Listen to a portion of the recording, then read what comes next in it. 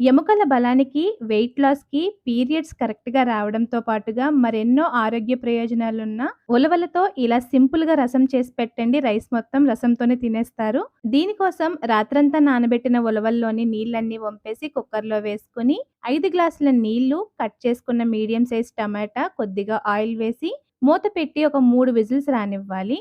ఈలోపు ధనియాలు, మిరియాలు, జీలకర్ర, పచ్చిమిర్చి, అల్లం, వెల్లుల్లి వేసి కచ్చా పచ్చాగా బ్లెండ్ చేసి పక్కన పెట్టుకొని, ఉడికించిన ఉలవల్ని వీలైనంత వరకు మ్యాష్ చేసుకొని, ఆ వాటర్ అంతా కూడా ఫిల్టర్ చేసి పక్కన పెట్టుకోండి.